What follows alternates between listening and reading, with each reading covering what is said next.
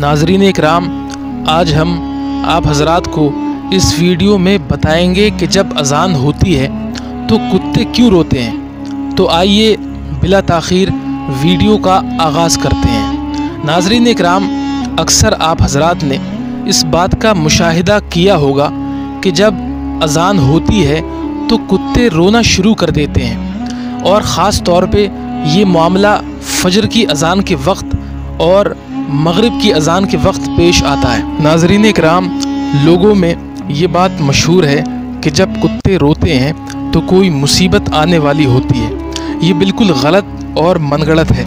किसी भी हदीस में कहीं भी इसका कोई ज़िक्र तज़किरा नहीं है।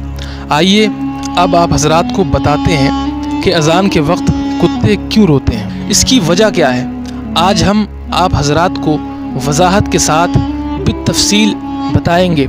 नाज़रीन इकराम, हज़रत अबू हुरैरा रज़ियल्लाहु ताला अन्हु से रिवायत है कि महबूब खुदा हुज़ूर अकरम नूर मुजस्सम हज़रत मोहम्मद मुस्तफ़ा सल्लल्लाहु ताला अलैहि वसल्लम ने इरशाद फरमाया कि जब अज़ान दी जाती है तो शैतान अज़ान की आवाज़ सुनकर गूज़ मारते हुए भागता है, रीह खारिज करते हुए भागता है ताकि अज़ान न सुन सके। तो बाज़ औक़ात वो शैतान जानवरों को भी नज़र आता है, कुत्तों को भी नज़र आता है। तो अज़ान सुनकर भागते हुए शैतान को देखकर, उसके हवास बाख्ता देखकर, उसकी ख़तरनाक शक्ल सूरत को देखकर कुत्ते रोना शुरू कर देते हैं, कुत्ते चीखना चिल्लाना शुरू कर देते हैं। नाज़रीन इकराम, हज़रत जाबिर रज़ियल्लाहु ताला अन्हु फरमाते हैं कि अज़ान की आवाज़ सुनकर शैतान रूहा तक भागता है।